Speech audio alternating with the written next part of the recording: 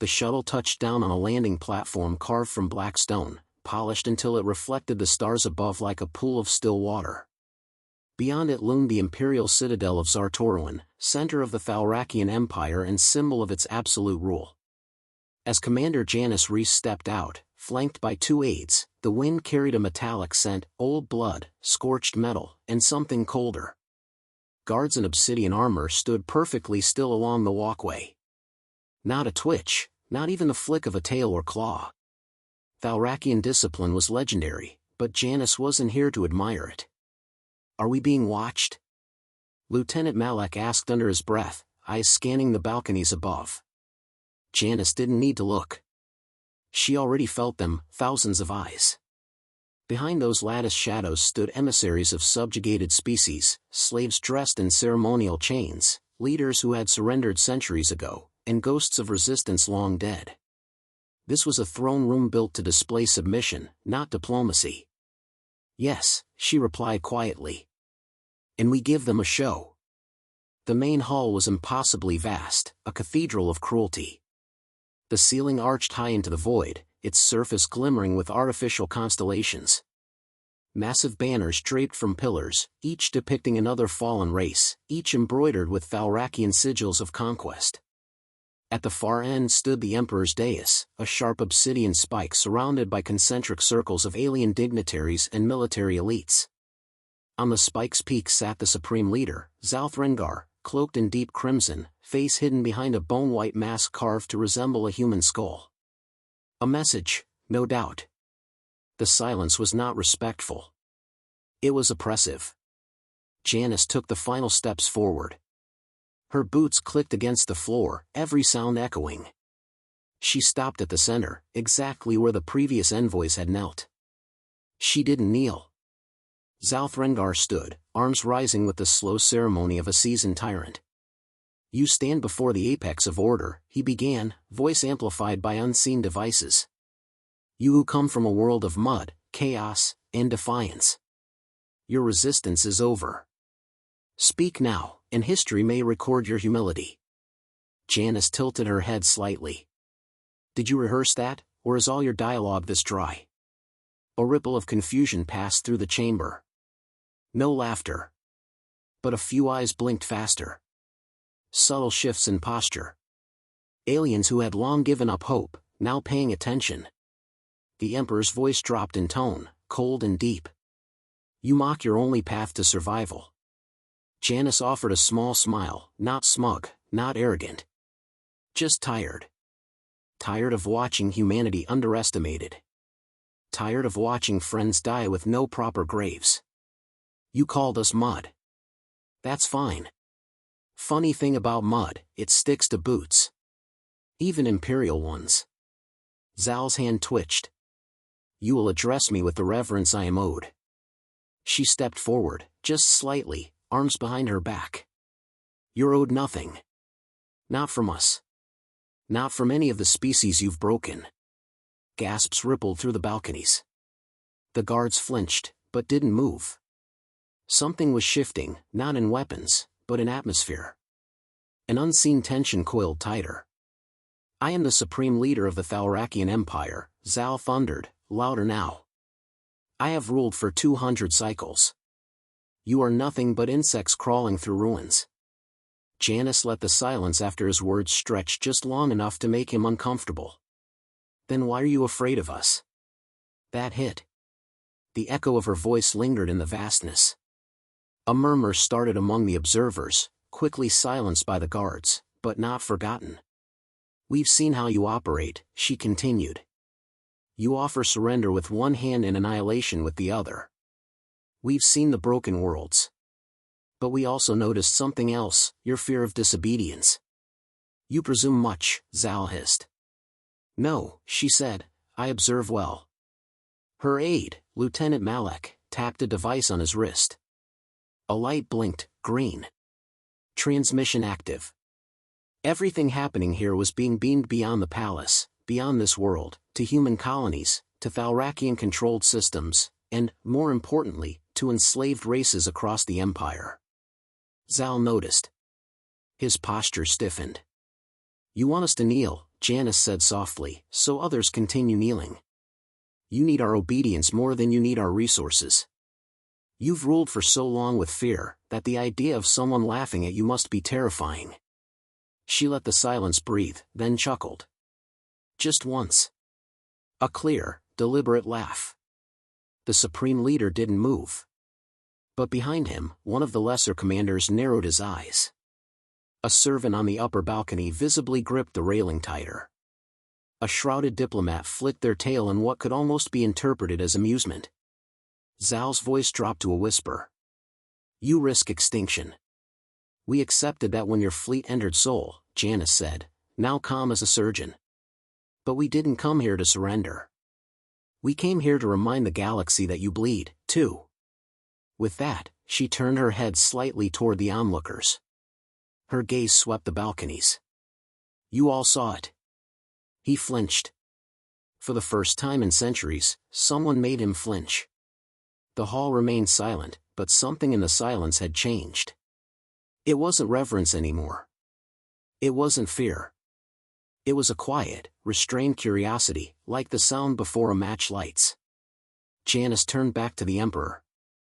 You should have crushed us while you had the chance. But now? Every species watching knows one thing, you're not invincible. You're just loud. Zal raised a clawed hand, perhaps to order her execution. But he hesitated. That moment, 2 seconds of hesitation, was the loudest declaration Janice Reese had ever heard. And it was only the beginning. The laugh echoed longer than it should have.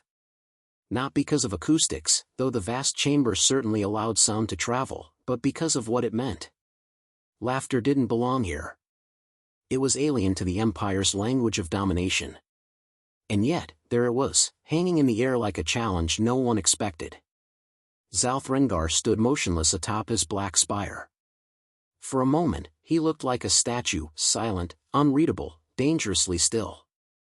You dare to, he began, voice dripping venom. I dare, yes, Janice cut in, steady as stone. That's why we're still here. A low buzz rippled through the balconies. Whispers between diplomats, side glances among guards.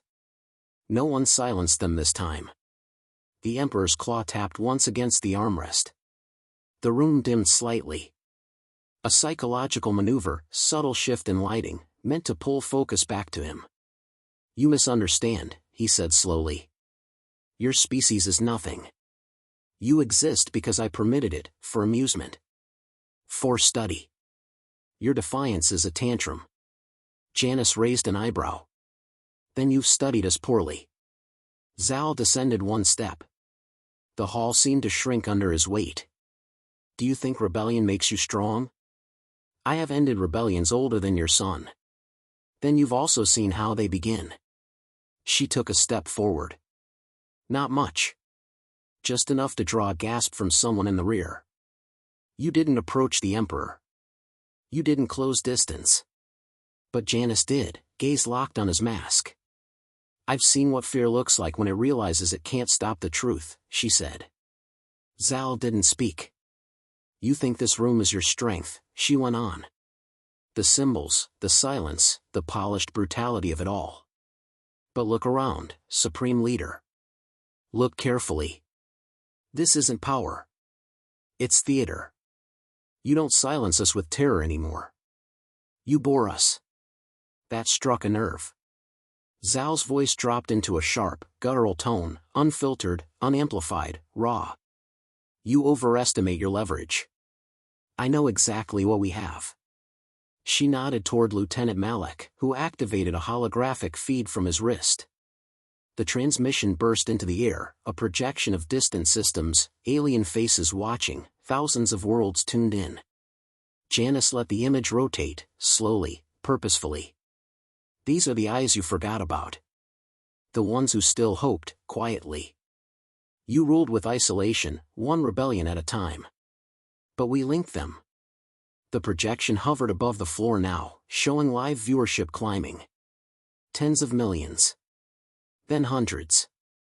You think we came to surrender? We didn't. We came to connect your slaves. For the first time, Zal hesitated. Not visibly, but his tail flicked back once, an involuntary tick. "You're bluffing," he said, though it lacked conviction. Janice smiled. "Am I?" A sound emerged. At first, soft. Then louder.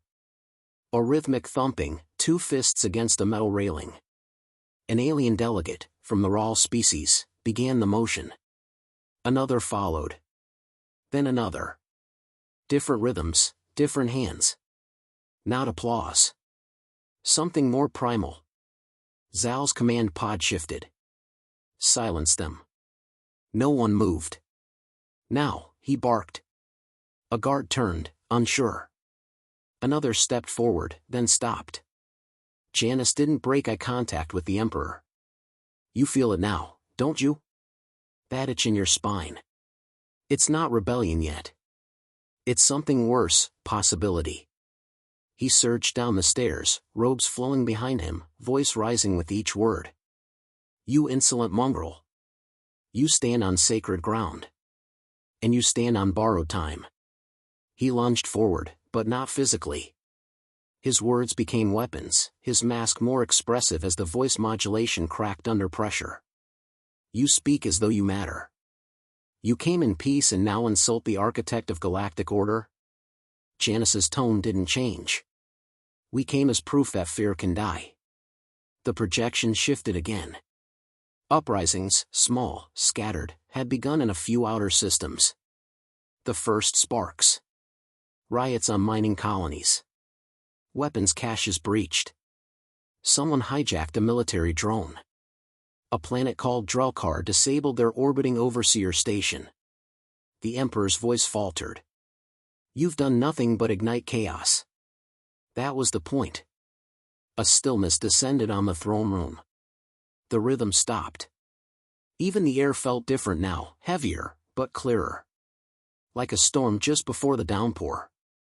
"I should have vaporized your planet," Zal said, quieter. "But you didn't."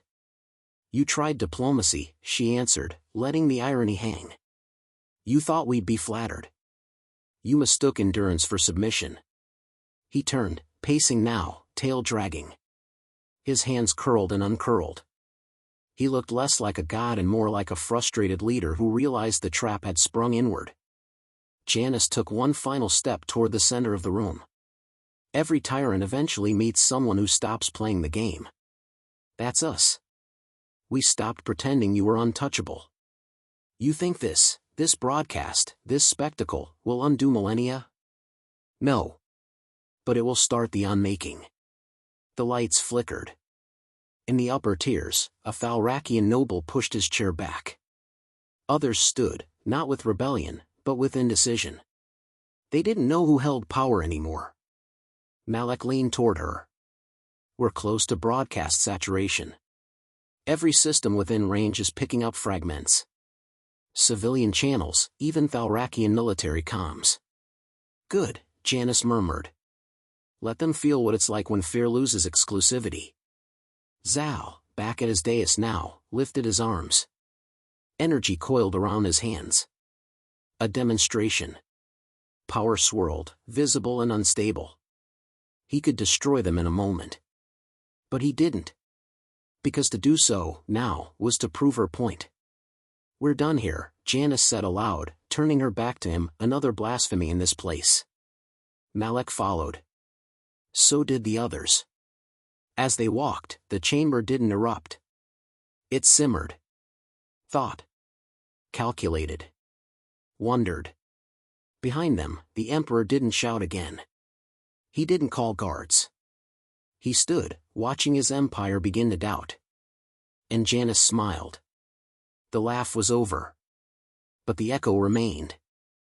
Outside the throne chamber, the corridors of Zartorwin felt different. The guards who once stood like stone now glanced over shoulders. Servants moved faster, more erratically. The air itself seemed lighter, as if centuries of silence had begun to exhale. Janice walked steadily, not rushing, though the weight of what had just occurred pressed at her ribs. Behind her, Malek updated the feed on his wrist screen. The transmission continued to cascade through hidden networks and stolen relays, each second reaching farther. We've broken the 1.3 billion viewership mark, he said. Drelkar is an open revolt. Sector 7 has gone dark, suspected comm jamming by loyalists. Janice didn't smile. Not yet. How long until the Thalrakian fleet responds? 16 minutes to full mobilization from the core, Malak answered. But the outer rings, they're hesitating. Janice nodded once. That hesitation was the crack. The hesitation was everything. She paused at a long window. Beyond it lay the city of Zartoruan, monolithic, imperial, precise. But in the distance, trails of smoke curled skyward. Small, scattered, but real. A depot? A protest? Maybe both. Can you feel it? She asked.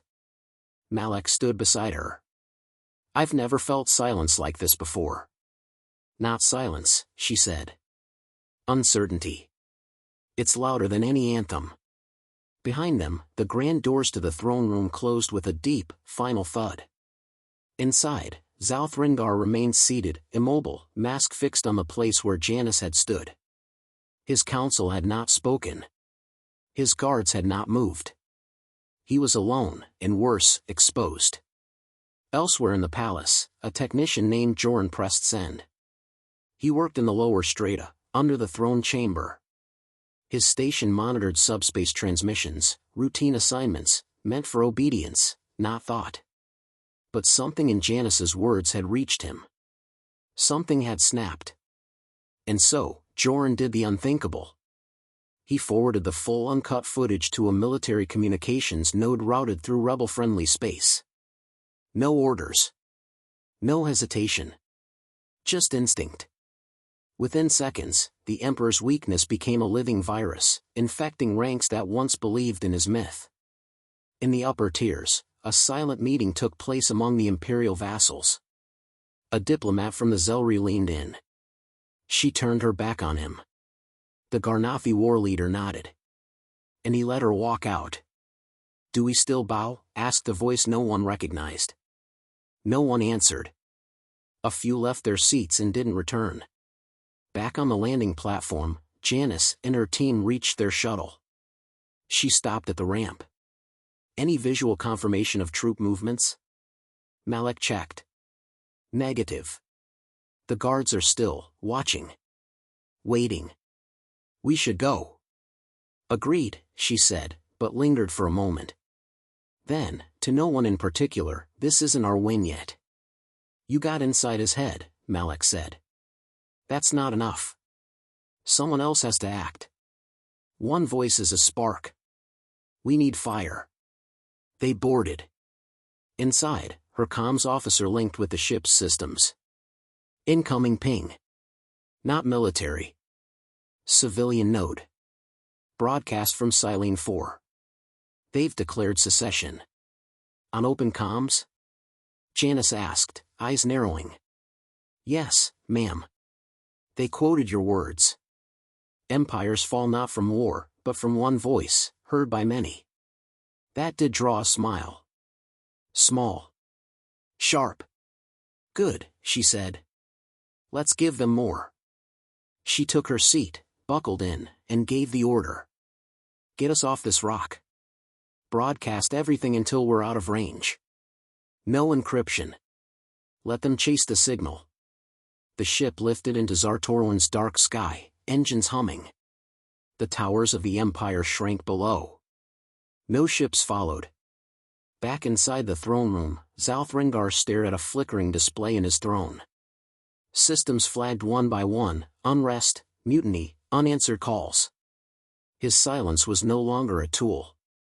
It was a symptom. One of his advisors stepped forward. A general. Loyal, but shaken. What are your orders, Supreme Leader? Zal didn't respond. His power had always lived in perception. Fear, obedience, the illusion of control. But a single moment, a laugh, had unraveled the myth. And worse, he'd flinched. The mask no longer felt like protection. It felt like weight. He rose slowly and walked to the side of his dais, to a control panel hidden behind decorative shielding. He activated Protocol Red, the total planetary broadcast override. Only once used before. The Empire would hear him now. All systems, all channels, all ears. The throne room lights dimmed. Holographic emitters rose. But then, darkness. The override failed. A virus pulsed through the Empire's core communications grid. Something embedded in Janus's signal. Smart. Quiet. Devastating. The Emperor stared into the black. Aboard the human shuttle, Janus watched as her screen confirmed what they'd hoped for: total broadcast suppression across the Thalrakian core. "We've cut the leash," Malak said. "No," Janus replied. "We've handed them the knife." Across the Empire, minor insurrections escalated. Not full wars, yet, but declarations. Civilian broadcasts played Janus's speech on loop. Species who hadn't spoken their native language in generations whispered them again in public. Symbols of Thalrakian rule were defaced. Flags burned. And all without a single human shot fired. On the edge of orbit, Janus made one final transmission. The screen flickered on. Her face, calm, resolute, addressed not just Earth, not just rebels, but everyone listening. To the enslaved, the silenced, the waiting, we are not your saviors. You must free yourselves. But let today remind you, fear is not a god. It's a habit. And it can be broken. She paused. Let them laugh. That's how revolutions begin. She closed the feed. The shuttle turned, engines flaring, as humanity left the Empire behind, just long enough to watch it crumble. And somewhere, deep in the stars, someone laughed back. 3 days after Janus Reese walked out of the throne room, the Thalrakian Empire entered a phase it had no protocol for: silence from below. Not insurrection. Not yet. But something worse for an empire built on control. Disobedience. It began with idle delays. Mining convoys paused for system recalibration. Agricultural outposts withheld shipments citing planetary maintenance. Orbiting security drones went offline for software diagnostics. None of it violent. All of it intentional. Zalth Rengar received over 800 such anomalies before noon. His advisors scrambled to explain, some blaming external sabotage, others whispering about Janus's broadcast. But the real answer wasn't in code. It was in belief. The Empire's voice, long considered unchallengeable, had been mocked publicly. And not by an armada, but by a single woman who didn't bow. That moment didn't just humiliate him. It gave billions permission to question everything. In the city beneath the Citadel, a quiet shift spread among the citizens. Civilians stopped bowing to patrols. Street vendors refused to display the imperial crest. Small, symbolic gestures, unpunished, for now. On level 39, in a dim-lit mechanics hub, 2 engineers adjusted a communications array. One, a scarred Tharn, watched the signal bar flicker green. "Are we still getting the human feed?" he asked. The younger one, barely more than a hatchling, nodded. "Looping it now. Local systems are piggybacking." "Good," the Tharn grunted, securing the casing. "If they cut it again, we'll boost it manually." "What if the Overwatch finds us?" The older one smirked. "They'd have to look. And right now, they're watching each other." At the Empire's military high command, reports flooded in: missed check-ins, insubordination, delayed reinforcements. Most disturbing of all, entire garrisons unaccounted for. Not fallen. Not destroyed. Just, quiet. General Sulek, a staunch loyalist, confronted the supreme leader. "We must reassert presence in the core systems. Swiftly. These delays are a signal." Zal, unmoving on his throne, replied, "You mean rebellion?" Sulek stiffened. "Not open. But the shape of it is forming." Zal rose. Slowly. Purposefully. "You misunderstand what rebellion is, General. It's not a gun fired or a bomb placed. It's a changed mind. And we are surrounded by them. He stepped down from his dais and approached the central tactical display. Where's the threat, exactly? He asked, tapping several systems. No enemy fleet. No coordinated strikes. And yet, we lose grip. He turned. Because the myth has cracked.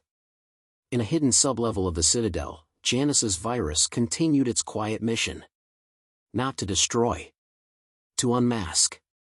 The code uncovered censored data archives. Civilian death tolls long buried. Videos of past atrocities sealed away from public knowledge. One by one, these truths leaked into the network. Screens across the Empire flashed images no one was meant to see. A Falrakian warship firing on refugees. A prison colony purged after peaceful protest. A small, trembling child, crying not from pain, but from confusion, asking why his planet no longer had a sun. And then Janus's face again. Not angry. Not commanding. Calm. Human. Aboard her cruiser, Janus reviewed the aftershocks with her command team. 13 systems in civil disobedience, Malek reported. 2 minor rebellions. A dozen planetary governors have gone silent, likely undecided. Any retaliation? None yet. But he's gathering ships near the outer ring. Janus leaned back. He's waiting. For what? For an excuse, she said. To kill without looking afraid. Commander Lean, seated nearby, looked up. So we give him none. Janus nodded. Exactly. We don't provoke. We don't invade. We amplify. Let the Empire fall on its own weight. Inside the palace, Zalthrengar stood before the mirror wall. Not to gaze. To listen. The walls of his private sanctum captured ambient sound across the Empire in fragments, an elite privilege reserved for rulers. Normally, it delivered praise, adoration, hymns of devotion. Now, it echoed murmurs of unrest. A child's voice, why don't we have to kneel anymore? A minor, they bled too, just like us. A priest, the gods are silent. But that woman laughed. He smashed the console. But the voices didn't stop. In the Varnathi system, a Falrakian military commander made the first open move. Colonel Vak, ranked loyalist, refused orders to suppress a local protest. Instead, he opened communications with Janus's network. He didn't declare allegiance. He asked questions. Janus responded personally. In a low-res video, she addressed Vek without rhetoric. We're not your enemy, she said. We don't want to conquer. We want freedom, for you too. But it starts with a choice. The signal was clean. Short. No anthem. No symbols. Just truth. Back at the Citadel, Zal convened a closed session with the inner circle. Only 3 arrived. The rest sent excuses. He knew what that meant. They smell weakness, he said. One of the circle, Lord Velen, replied quietly, they smell change. Zal turned. I am the constant. Not anymore. Aboard Janus's ship, the team monitored one final update. The Imperial Broadcast Hub, used for mass loyalty programming, went offline. Not sabotaged. Disabled, from within. A single message replaced the Empire's feed. I choose truth. Signed, Technician Joran. A name. A face. A spark. Janus stood, finally allowing herself to breathe fully. That, she said, was the first crack. Malek tilted his head. Not the laugh? No, she replied. The laugh was the invitation. This was the answer. She walked toward the window, watching the stars shift as the ship changed course. We didn't destroy the Empire, she said. We reminded it was human. And somewhere deep within its foundations, the Empire began to remember.